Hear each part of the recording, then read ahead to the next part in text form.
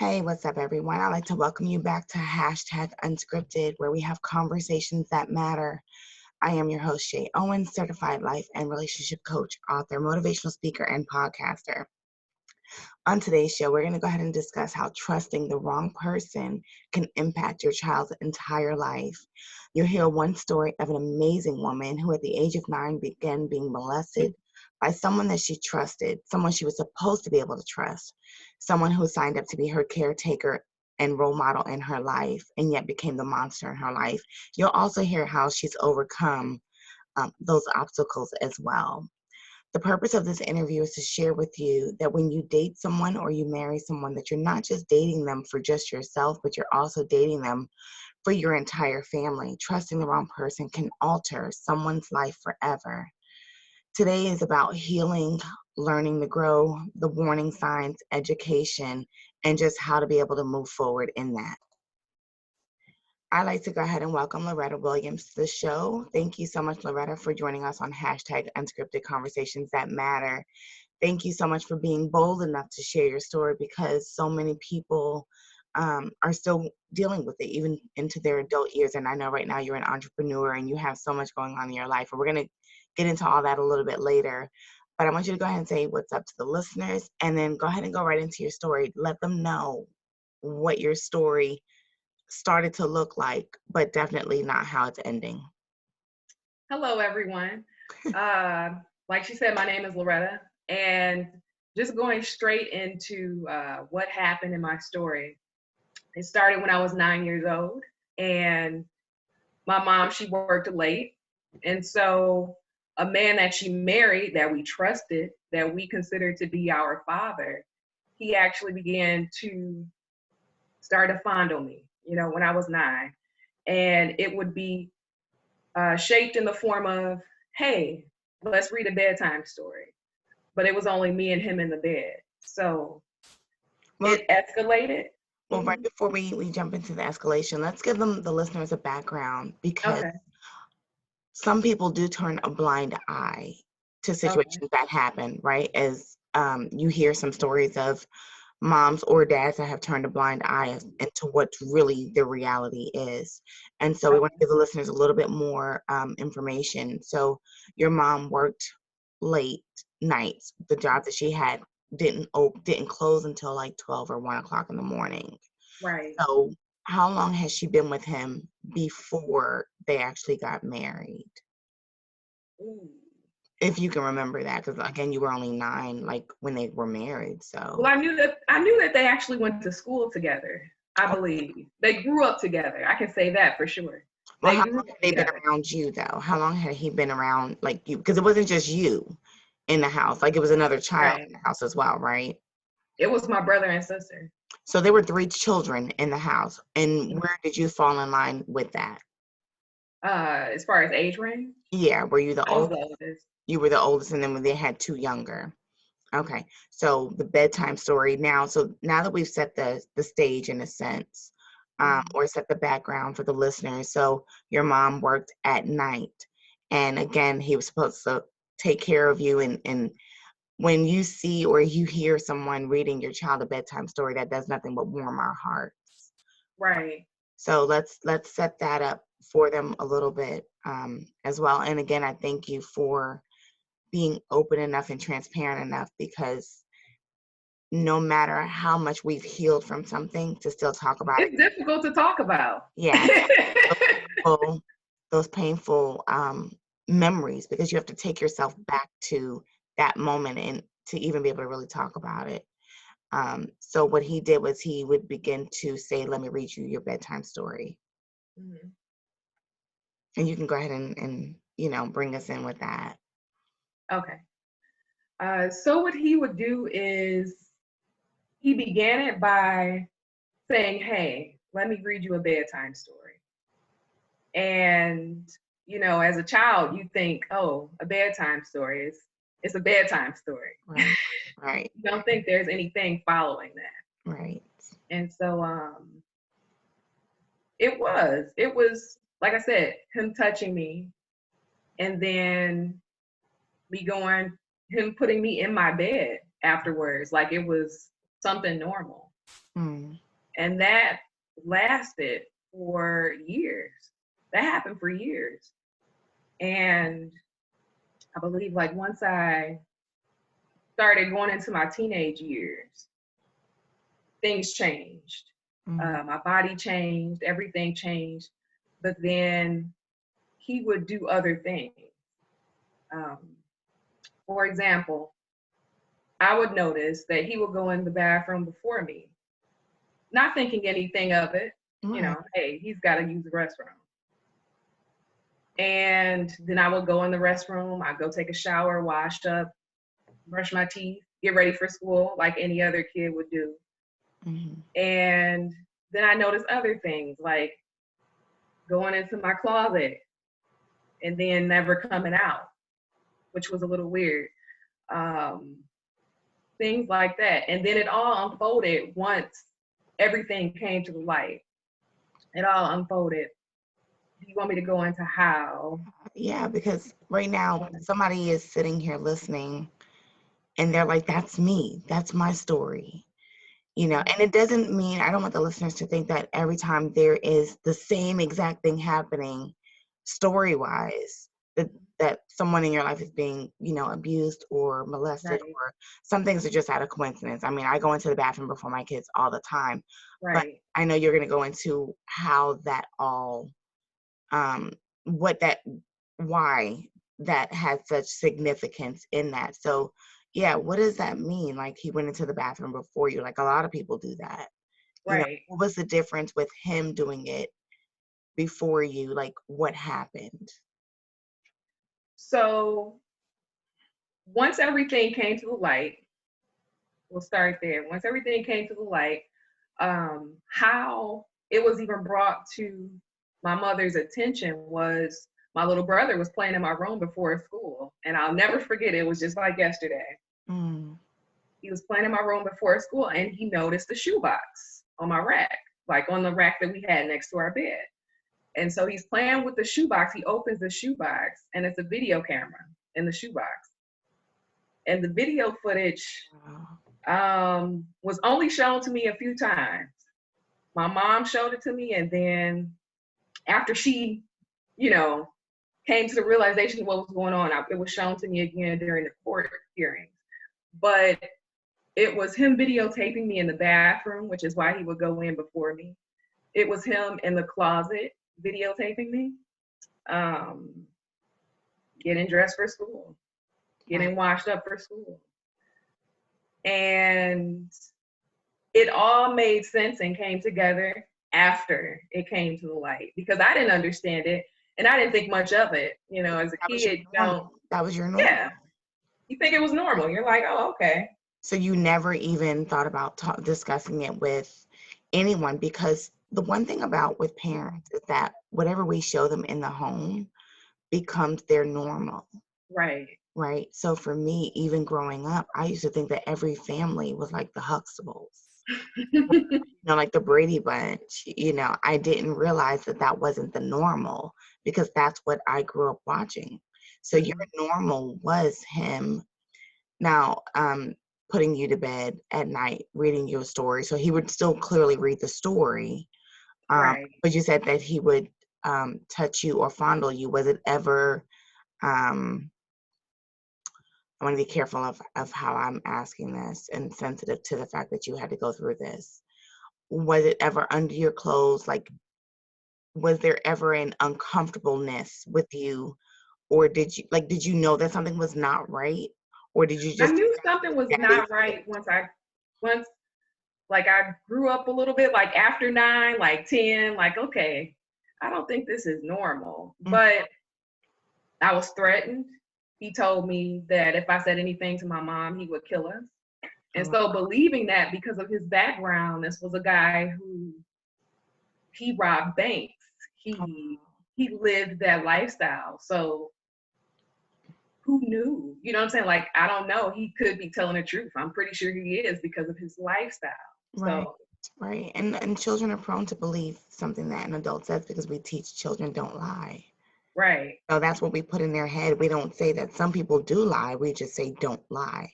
And so, right, and a lot of times children they think that adults will never lie. So I understand um, that fear, because now you went into protection mode. If I say anything, now I'm gonna Put risk. my family in jeopardy. He'll Right. kill my mom. He'll kill me. He'll kill my sister or brother. So Mm. that was my mindset, especially as a kid. Like, this guy could really, really kill us.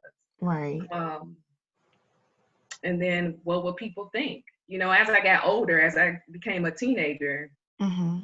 that was something that crossed my mind. Was like, okay, what would people think if I told them what was going on? Was this going on in anybody else's house, or was it just ours?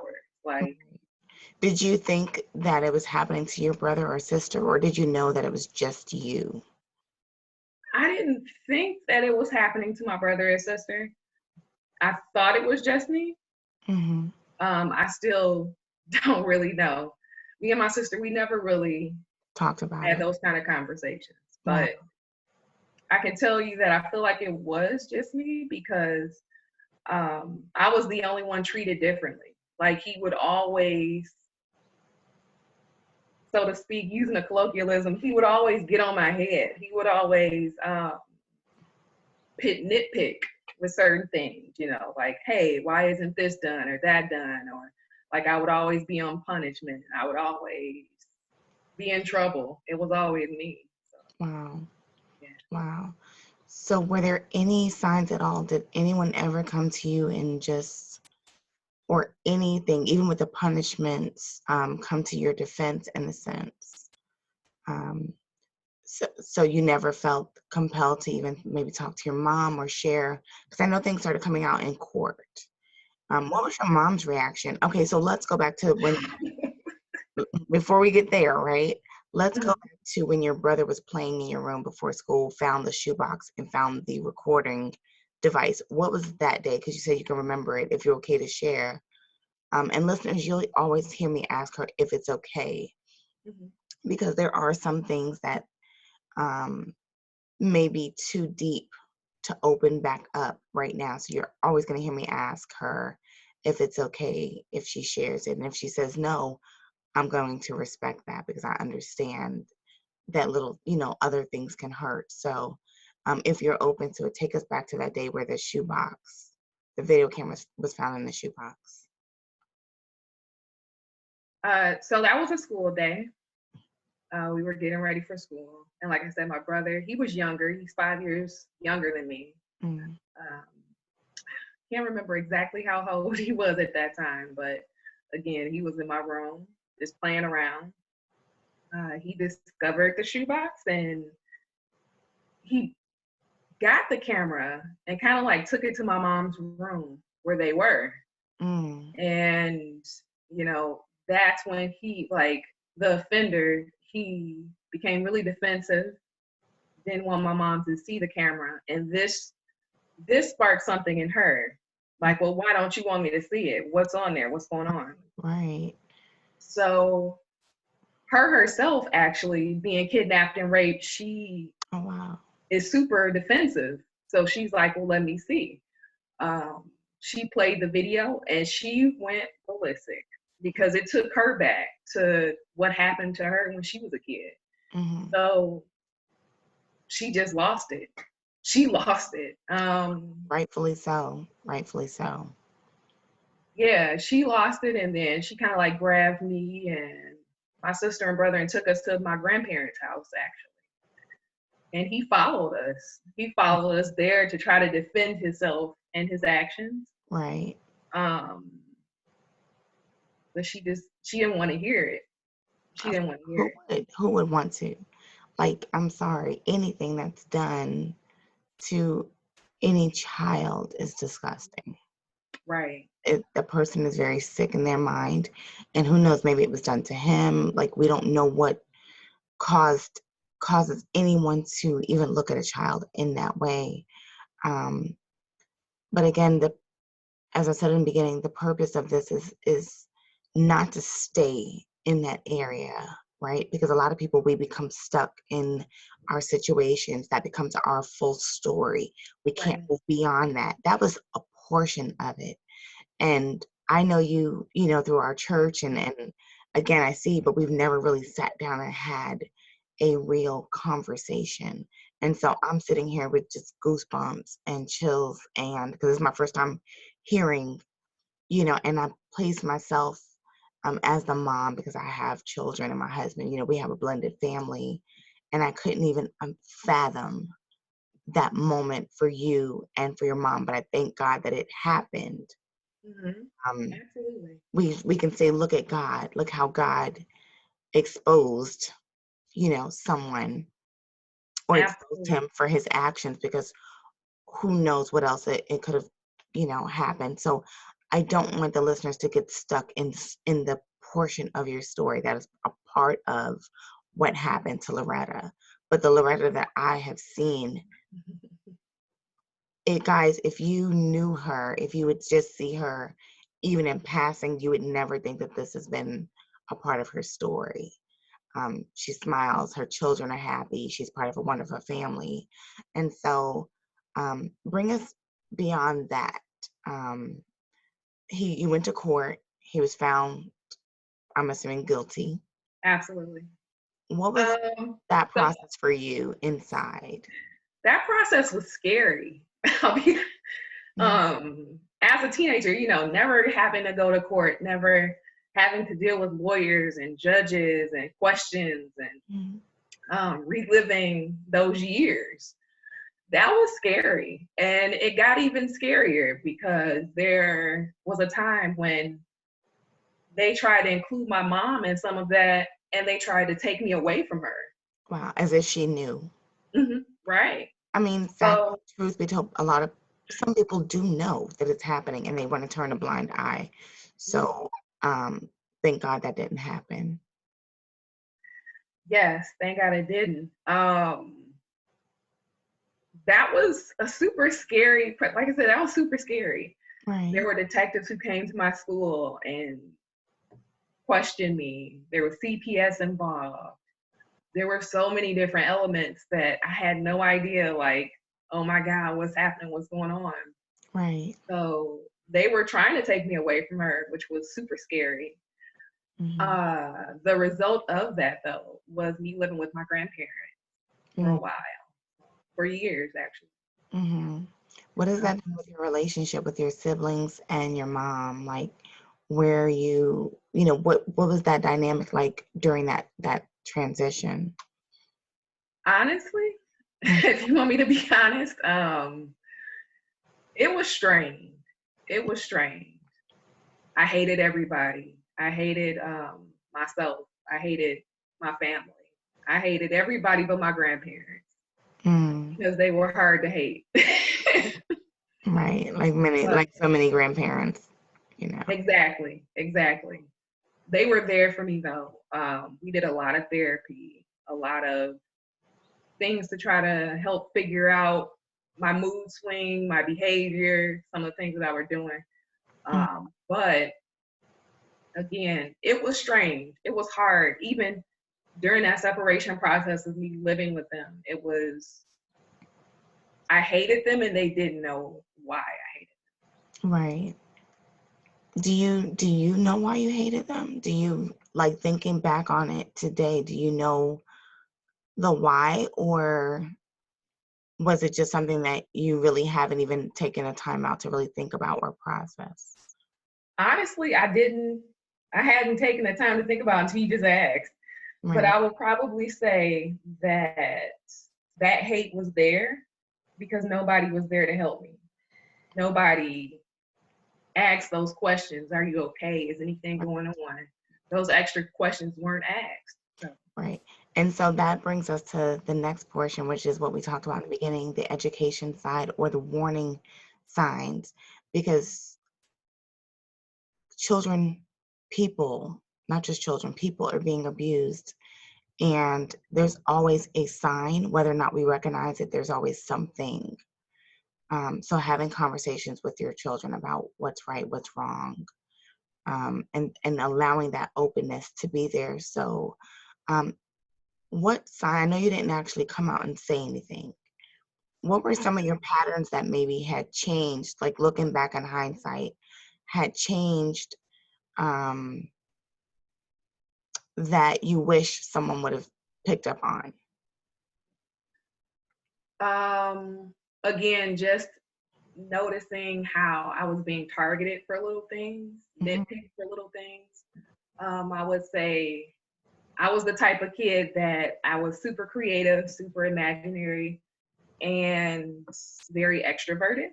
And Mhm. I went from being very extroverted to super extremely introverted. Mm. Okay. There were summers where I never went outside, and that was not questioned. Right. Right. Like as to why. Right. There was no why. There was just, oh, she decided to stay in the house all summer.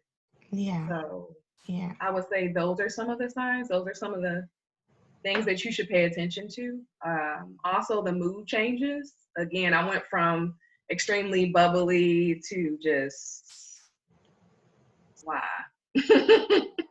Yeah. Wow. And we're gonna get into, a little bit later on just a few things for healing.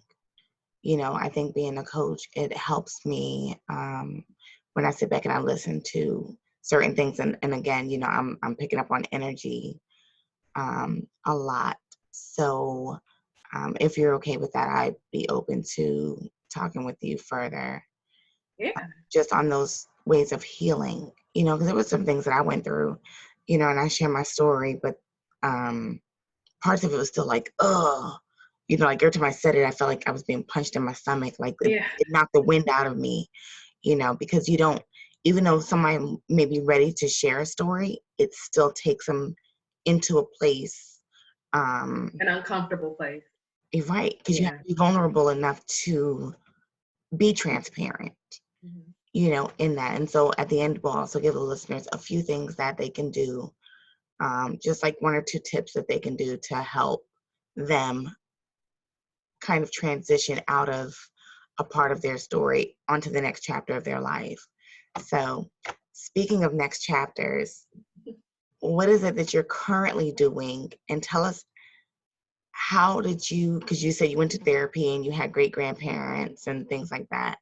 Um, how did you move beyond the hurt to begin loving your family again, not holding on to the hate and the resentment?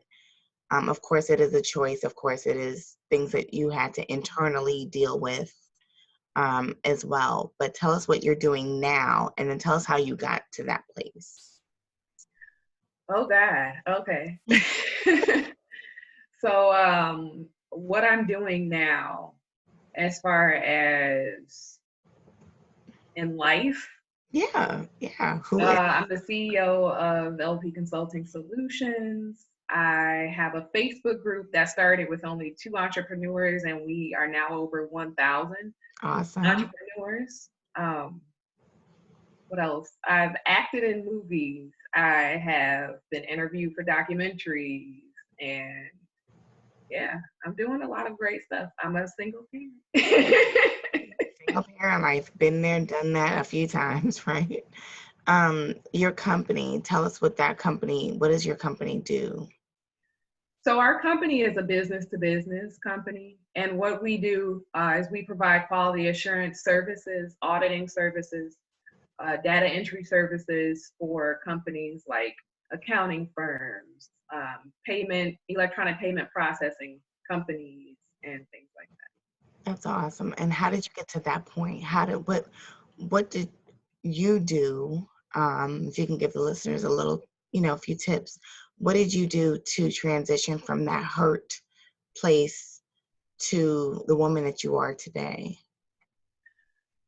that. That was, man, that took a long time. I'll Right, be honest. right. That's nothing that's going to happen overnight. You're Mm, not going to instantly, be healed overnight. It takes time. A lot of therapy, mhm, even as an adult, I think is necessary, regardless of if you've been through anything or not.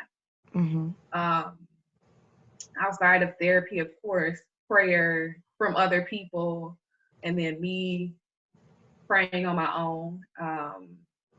Other things that have helped, like I said, living with my grandparents. That was the biggest thing that actually helped in that transition process of hatred to Yeah. going back to loving my family and loving myself.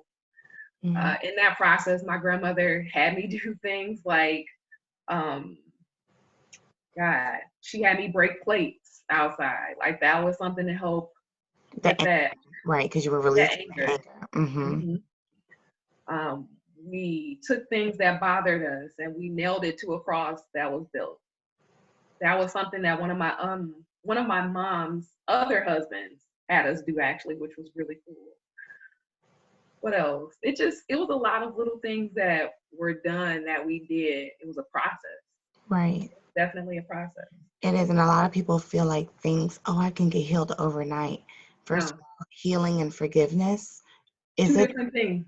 exactly, and it comes with a decision. Both of them require a decision to want to move out of that place, Mhm. that broken place, that hurt place, because after so long of just being hurt or being in a very unhappy place, you have to make a decision to say, I no longer want to feel like this. Mhm. Right? So it is a decision. Um, in the description boxes, listeners, no matter what platform you're listening on, we will have we will have certain tips of things that you can do to help in your healing process if you were going through something. A lot of times I always say that if you're going through something, I always try and help someone else come out of it, because while I'm helping them, I'm also helping myself come out of it. You have to find the things that release that anger.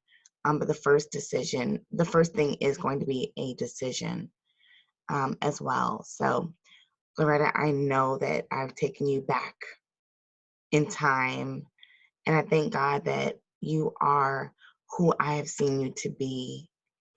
Um, you did not allow a part of your story to become your story, your end all story.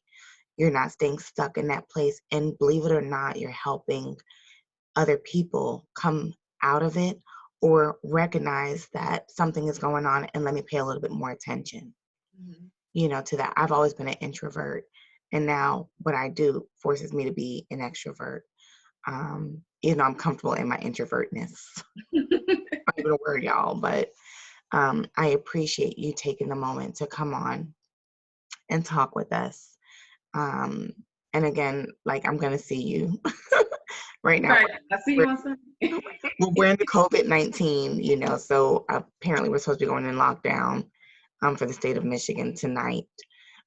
But again, listeners, you're going to have the opportunity to, if you are an entrepreneur and you would like to join, if it's okay with Loretta, to join her amazing group of other entrepreneurs, like-minded people. What is that Facebook group name? It's called Positive Entrepreneurs with an S. So you can just look us up on Facebook, Positive Entrepreneurs. There is another one called Positive Entrepreneurs Group. We are not them. Okay, so not the one with the group, listeners, not the one with the group. So I'm going to go ahead and leave the listeners with this, that it is okay to love. Love is a very beautiful thing, beautiful.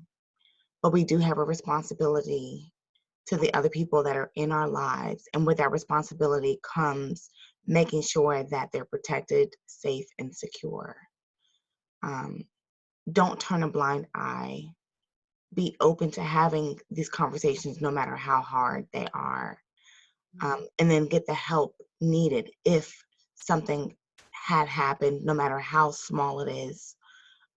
Don't negate the fact that it happened. Um, if you've been in a situation where you are the one who has been abused, know that it was not your fault. You were not responsible for the things that have happened to you, but that you can have another chapter in your story. You can have healing. You can have growth. You can have your own business. You can help other people by sharing your story as well. Um, But guys, we've come to the end of this segment. Again, Loretta, thank you so much. I do not take this conversation for granted. I do not take it lightly. I appreciate you coming on and sharing part of your story with us. I'd like to thank the listeners again for tuning in to hashtag unscripted, where we have conversations that matter. If you'd like to be a guest on the show, or you yourself need some coaching through a difficult time, or healing, or getting next to your next goal, find us, book with us on www.coachingbtw.com. That is www.coachingbtw.com. Don't forget to follow me on social media. Facebook is facebook.com/Coach Shay Owens. Instagram and Twitter is Instagram.com/Coach_Shay Owens. Twitter, same thing, Coach_Shay Owens. Be sure to subscribe to our YouTube channel as well. Give us a thumbs up, subscribe, and hit the bell. Join us again next week for #Unscripted Conversations That Matter.